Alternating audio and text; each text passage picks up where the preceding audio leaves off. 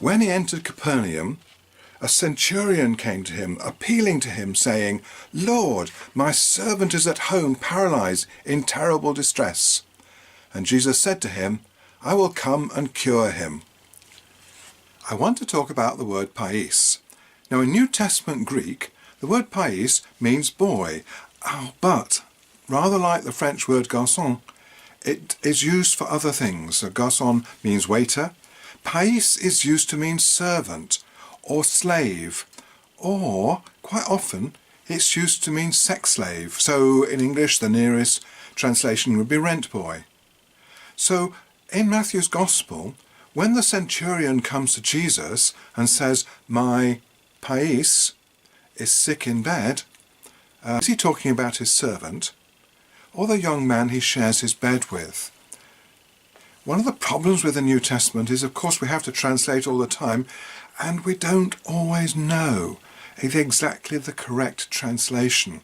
So it's impossible to be absolutely sure, but it's a very distinct possibility that he was talking about his sexual partner, in which case the centurion was gay.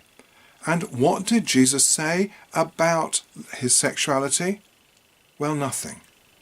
Well, let's have a look at what Jesus said about homosexuality in general across the whole of the Gospels. And this is what Jesus said about homosexuality.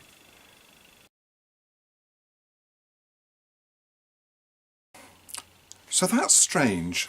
Jesus said nothing about homosexuality, but he did say quite a bit about adultery and divorce. He said a great deal about poverty and looking after people, and quite a little bit about hypocrisy.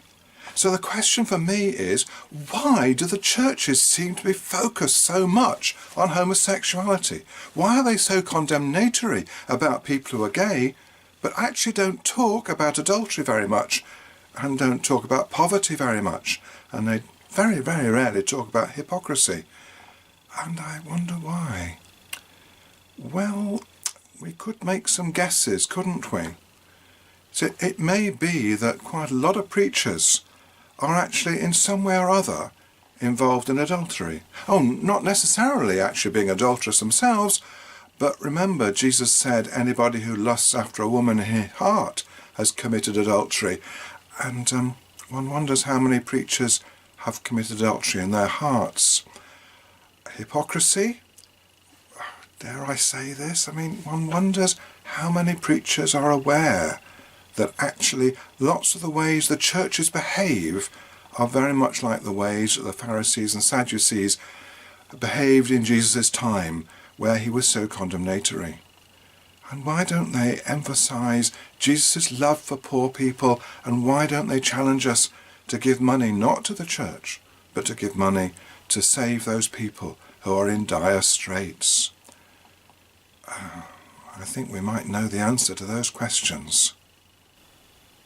There's a very dark side to the church's condemnation of homosexuality. It can have a very lasting and terrible effect on some gay people, especially on gay teenagers.